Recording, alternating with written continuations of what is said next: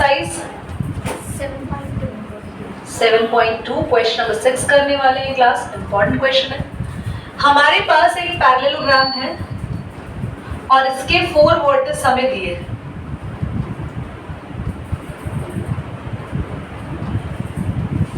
और ऐसा बोला है भी है कि आप ऐसे एज इट इज इस ऑर्डर में ही लिखें जैसा दिया है ना। आपको ऐसा नहीं है कि ये है उसके बाद आपने 4y नहीं लिखा कुछ और लिख दिया, तो 1 2 के बाद 4y फिर 6 3 5 एक ऑर्डर में ही लिखना है। हमें बोला है y निकालो और x निकालो।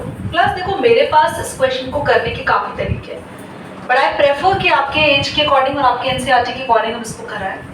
तो वी नो दैट ये डायगोनल एक दूसरे को एक ही पॉइंट पर कट करेंगे एग्जैक्टली, और ये एक्चुअली जो डायगोनल्स होते हैं वो बाइसेक्ट करते हैं। यस और no? Diagonals bisect each other. Bisect का मतलब होता है दो इक्वल पार्ट्स में एक दूसरे को डिवाइड करते हैं। तो अगर मैं एक्स वाई निकालूंगी किस लाइन का, एसी लाइन का, एसी लाइन का, ध्यान से देखना सभी बच्चों को, लाइन दिख रही है एसी, एसी लाइन का अगर मैं ये पॉइंट निकालूंगी एक्स वाई तो ये इसका मिड पॉइंट होगा, और ये एक्स वाई बीडी का भी, तो मैं एसी का भी मिड पॉइंट निकालती हूँ और बीडी का भी मिड पॉइंट निकालती हूँ। चलो इतना काम करें, ठीक है। तो मिड पॉइंट, ये लाइन मैंने ऐसे लिख दी, डायगोनल्स बाइसेक्ट ईच अदर। आप इसको, चलो मैं लिख रही हूँ एज डायगोनल्स, मैं लिख ही रही हूँ उसे समझ में आ जाएगा। डायगोनल्स ऑफ पैरेललोग्राम क्या करते हैं हार्दिक? डायगोनल्स ऑफ पैरेललोग्राम बाइसेक्ट का मतलब क्या होता है? नहीं, क्रॉस नहीं होता। बाइसेक्ट का मतलब होता है एक दूसरे को बिल्कुल इक्वल पार्ट में डिवाइड करते हैं। इसीलिए यहाँ पे तुम्हें समझ नहीं आया था। बाइसेक्ट वर्ड का मतलब होता है कि ए और सी का मिड पॉइंट होगा ओ, इक्वल, बिल्कुल बीच में आएगा, सेंटर में आएगा। तो हम ये लिखेंगे mid point, mid point of AC.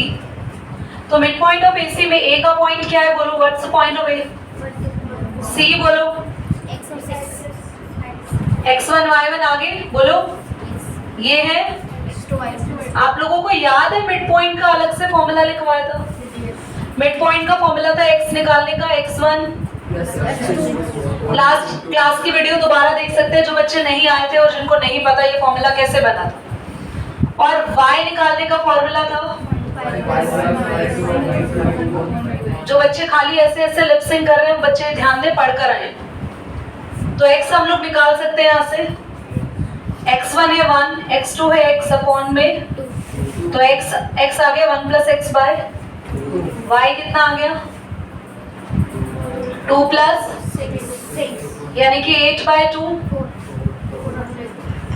दीदी ये तो x तो आंसर आए ही नहीं प्रॉपर, अभी आएगा x, और इस x को कैपिटल, आप कैपिटल लिख लो, कैपिटल x y लिख लो इन्हें। क्यों? क्योंकि ऑलरेडी क्वेश्चन के अंदर भी, तो आप इन्हें ये कैपिटल x और, अब आप सेम मिड पॉइंट निकालोगे। अभी एसी का निकाला है, अब आप किसका मिड पॉइंट निकालोगे? जल्दी बोलो। Mid point of BD. B के पॉइंट्स बोलो जल्दी से। 4 और y, डी सेम चीज करेंगे बिल्कुल। x1 y1 बोलो, x2 y2, फटाफट से फिर से मिड पॉइंट निकलेगा, x निकलेगा और दिखाई दे रहा है यहाँ पे? रोनित सो रहे हैं आप क्लास के अंदर? रोनित x कैसे निकलेगा बताएं? x1 x2 है क्या? x1 x2 क्या है? x1 4 है और x2 3 है। 4 प्लस 3 कितना आया? 7 बाय, और y कितना आएगा? y plus. अब क्यों, एक बात बताओ, चाहे वो मिड पॉइंट एसी का निकला हो या वो बीडी का मिड पॉइंट निकला हो, क्या वो मिड पॉइंट दोनों सेम है? हाँ बोलो, क्या वो एक ही मिड पॉइंट है दोनों का? हार्दिक नो बोल रहा है। Both the lines have same mid, both the lines की जगह बेटर होगा हम बोथ डायगोनल्स लिख लें। Both diagonals have same mid point. क्या है मिड पॉइंट? x एंड दोनों के मिड पॉइंट क्या है? सेम है। तो अगर ऊपर वाले से x की जो भी वैल्यू आई वो नीचे वाले से x की वैल्यू के बराबर होगी। देयरफॉर यहाँ से x की वैल्यू क्या आई थी? किसके इक्वल होगा? 7/2 के। y और y की वैल्यू को इक्वल करो। y कितना आया था? और यहाँ नीचे कितना आया? क्या क्रॉस मल्टीप्लाई करना आता है? 2 1 जा 2, 2x, 2 7 जा 2 1 जा 2, 2 into x 2x। बेटा 2 14 से माइनस होगा तो ये 7 कौन बोला? और यहाँ 2 12 को किस पे काटेगा? 6 पे। सेम यहाँ भी क्रॉस मल्टीप्लाई 8। यहाँ तो कुछ खास है ही नहीं, 5 इधर आके माइनस होगा 3 नहीं 3 y 3 आके। एक बार इस क्वेश्चन को दोबारा समझा रही हूँ। AC का मिड पॉइंट निकाला हमने, A के पॉइंट लिखे, C के पॉइंट लिखे। मिड पॉइंट कैसे आएगा? x1 plus x2/2 और y कैसे आएगा? ये x1 y1 कहाँ से आ रहे हैं? A के पॉइंट से मिला मुझे x1 और B के C के पॉइंट से मिला मुझे ये चीज x2/2। फॉर्मूला लगाया और मैंने A और C का बिल्कुल सेंटर पॉइंट निकाल दिया। कैपिटल X और कैपिटल Y। सेम मैंने कैपिटल X और कैपिटल Y निकाला BD से, वही फॉर्मूला लगा के। फॉर्मूला सेम है पर दोनों केस में क्या बदले हैं? x1 y1 x2 y2 यहाँ A और C पॉइंट थे, यहाँ x1 y1 x2 y2 B और दोनों से मिड पॉइंट आए। फिर मैंने कहा चाहे AC का मिड पॉइंट हो चाहे BD का, आ तो सेम ही रहा है। तो मैंने जो AC का मिड पॉइंट आया x उसको इस वाले x के बराबर करा और यहाँ से जो y की वैल्यू आई थी तो दोनों x वैल्यू को इक्वेट करा, दोनों क्रॉस मल्टीप्लाई करके यहाँ से x और यहाँ से y। A very nice question again. We have a circle class. The question is saying find the coordinate of point A. A के coordinate find करो। AB diameter है यहाँ पे, circle है यहाँ पे, AB diameter है। हमें A के points को find करना है। यहाँ पे center है जिसको मैं यहाँ पे O मान रही हूँ, center point है 2 और -3 और B के point है 1 और 4। आप आराम से एक सेकंड लो, सोचो, 1 मिनट लो, आराम से सोचो, थिंक कि कैसे A के पॉइंट आ सकता है। And there, I can say that the question is very easy. Mid point, very good. Mid point formula apply होगा। जो यहाँ पे सेंटर पॉइंट है वो होंगे हमारे x और y। A के पॉइंट नहीं पता तो क्या आप x1 y1 मान तो सकते हो? नहीं पता कोई बात नहीं। B के पॉइंट है x2 y2। बच्चे यू हैव अ लाइन। आप इसको सर्कल को भूल जाओ, सर्कल बस तुम लोगों को थोड़ा सा कंफ्यूज करने के लिए दिया। AB is a straight line. हमें A के पॉइंट नहीं पता, स्टार्टिंग पॉइंट नहीं पता, पर हमें इतना तो पता है कि हम स्टार्टिंग के कोऑर्डिनेट को x1 और y1 मानते हैं। Let it be x1 y1। Centre point, mid point x और y ही होता है हमारा। चाहे मिड पॉइंट हो या कोई और भी पॉइंट हो जो बीच में आता है उसको x y कहते हैं। आखिरी वाला जो टर्मिनेटिंग होता है बिल्कुल जहाँ लाइन खत्म हो रही है, so I'm just taking line again over there.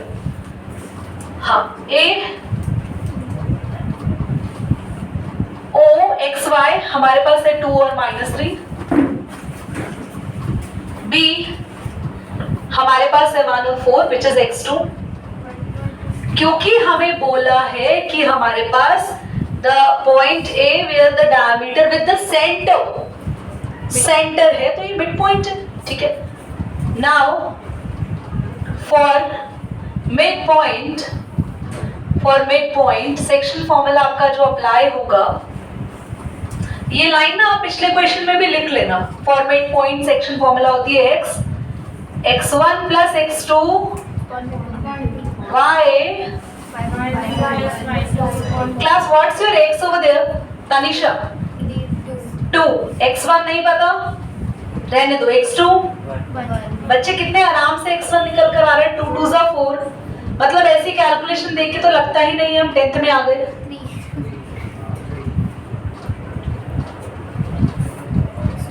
यहाँ पे what's y?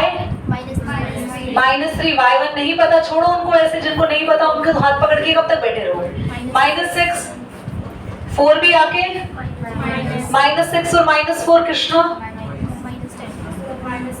बेटा, कृष्णा आंसर भी आ गया, तुम मैम करते रह गए। y1 x1 आ चुके हैं, पॉज लगा के क्वेश्चन को। बस एक लाइन है AB, मुझे कैसे पता है, आपको कैसे पता है AB लाइन है, तो यहाँ AB लिखा है। दीदी AP लाइन भी तो हो सकती थी, पर यहाँ पे क्वेश्चन एक बात बोली है, P lies on line segment AB, P point AB पर आ रहा है, A और B के ऊपर आ रहा है P पॉइंट। क्या आपको इतनी मेरी बात समझ में आई? There is a line AB and there is a point P which is on the line segment AB, and it is not concluded that P is in the center or somewhere. हमें ratio नहीं पता, क्या हमें ratio पता है? नहीं। कुछ बच्चे इसको रेशो मान ले कि रेशो ये है।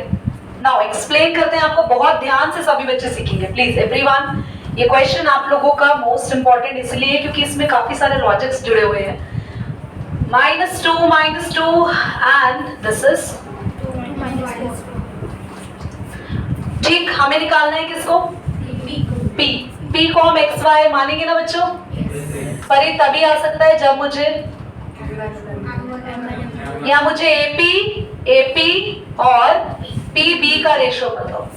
तो जो गिवन है वो किसका रेशो है, जरा ध्यान से देखें तो AP is equal to 3/7 of, तो यार ये तो AP अपॉन में AB है, पर मुझे चाहिए AP अपॉन PB। क्या मेरी इतनी बात आप सबको समझ में आ रही है? पक्का?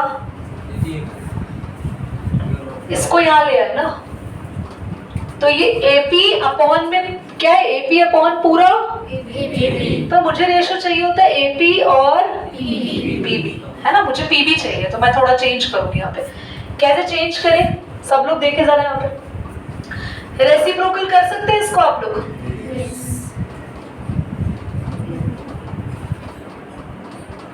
या फिर ऐसे ही कर ले, चलो छोड़ो, नहीं रेसिप्रोकल करिए, रेसिप्रोकल कर लिया, उल्टा कर लिया दोनों को। अब क्या करेंगे हम? Subtract both side by 1।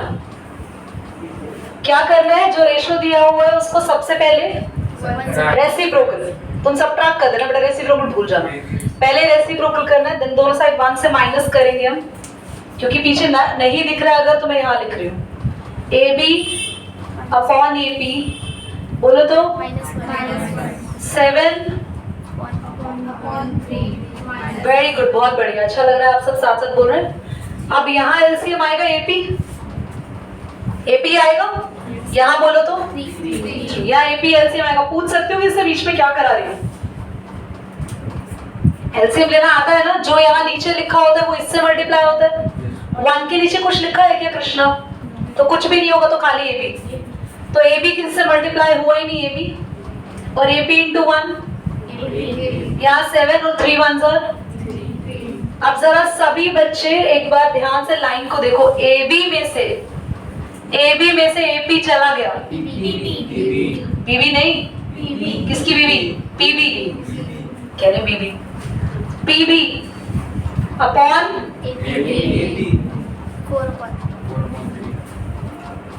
अब किसी चीज को तुमने अगर पंगे किए, पहले तुमने घुमाया तो बाद में भी घुमाना पड़ेगा भाई, वापस रेसिप्रोकल करना पड़ेगा।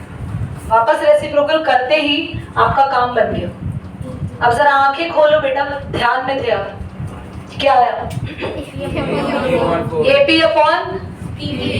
अपॉन PB, वही चाहिए था, आ गया ना? तो कभी भी ध्यान से देखो, एक लाइन में AP के साथ, इतने के साथ पूरा रेशो दिया है AB, हमें दे रखा था कोमल AP अपॉन पूरा, पर चाहिए था AP अपॉन ये चाहिए था, जहाँ जिगजैग मारा मैंने। सबसे पहले आई डिड व्हाट? रेसिप्रोकल दीदी कब करना होता है हमें भी बताओ, पेपर में हम डिसीजन लेंगे करें या ना करें। रेसिप्रोकल हमेशा ये ध्यान रखना है कि जो बड़ा पार्ट होता है वो ऊपर आता है, 3/7 का 7 ऊपर ले गए। बड़ा पार्ट ऊपर छोटा पार्ट नीचे। अगर पहले से ही बड़ा पार्ट ऊपर दिया तो रेसिप्रोकल करने की जरूरत ना यहाँ जरूरत होगी ना बाद में जरूरत होगी। आपने शुरू में नहीं किया तो बाद में भी नहीं करना। ठीक, हमने रेसिप्रोकल क्यों किया? क्योंकि बड़ा पार्ट वी डिड रेसिप्रोकल। उसके बाद दोनों तरफ हमने 1 से एलसीएम लिया। एलसीएम लेते ही क्योंकि रेसिप्रोकल किया था तो लास्ट में फिर से करना था। ये रेशो आया था पीबी अपॉन, पर हमें चाहिए तो हमने ये भी ऊपर कर दिया, हमारा रेशो आ गया। तो m1 रेशो m2 कितना हुआ? नोट करो, आगे सेक्शन फॉर्मूला से बनाते हैं। नोट करें। पॉइंट क्या था एक बार बताओ? -2 बी पॉइंट 2 और -4 और हमारे रेशो आए थे 3:4।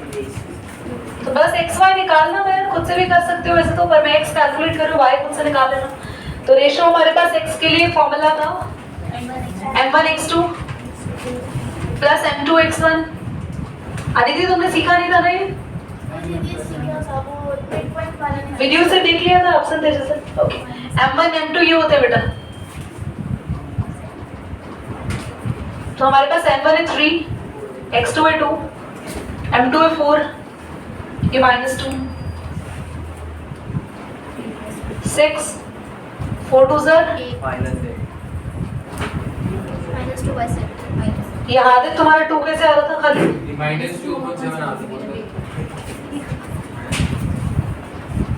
तुमने तो ऐसा कुछ बोला नहीं था पर बोला था अगले का -20.7 y1 मैच कर लिया सर, यस दी तभी सही है। मजाक करे। y1 ने -2, हर बार थोड़ी बच्चे से गलती होगी, प्यारा बच्चा। -3 4 -12, 4 2 8 प्लस -20 अपॉन 7। ठीक, चलिए बच्चे ध्यान देंगे। Find the coordinate of the point which divide the line segment into the 4 equal parts.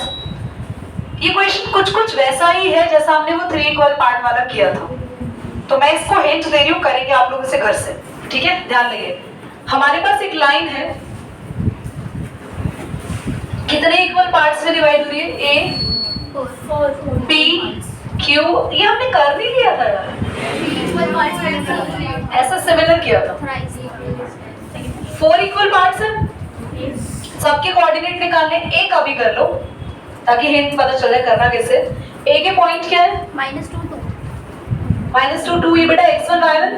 Yes B के पॉइंट 2 और 8 दे आर व्हाट? x2 5 मुझे यहाँ पे कृष्णा बताएगा रेशो क्या है बी पॉइंट का। बुक में से रेशो नहीं पता चलेगा। फ्रेंड्स यार ये क्या हो गया? -2 कहाँ से आ गया? रेशो कैसे निकालेंगे Aditi? No mid point darling. Antaba absolutely right Antaba. यहाँ एक पार्ट है, सिर्फ एक हिस्सा। पी के लेफ्ट में सिर्फ एक ही हिस्सा है लाइन का 1, और यहाँ पे सबके रेशो है आपके पास। इसमें 2, यहाँ पे 2 रेशो 2 बराबर होते हैं तो उनको लिख सकते हैं। आर का बताओ अदिति। 3 रेशोस हो गया, आगे निकला ही तुम्हारा। 1 2 3 बेटा तू पुरानी आदत आ रही। 1 2 3 1 3 रेशो 1। तो आपके पास यहाँ पे सबके रेशो आ चुके हैं। अब तो हमें पी का पॉइंट निकालना है, तो पी के पॉइंट को लेट कर लेते हैं एक्स वाई। आसान, पर आपको लिखना रिप्रेजेंटेशन अच्छा करना है। For point P x1 y1 क्या है बोलो? x2 y2 2 और 8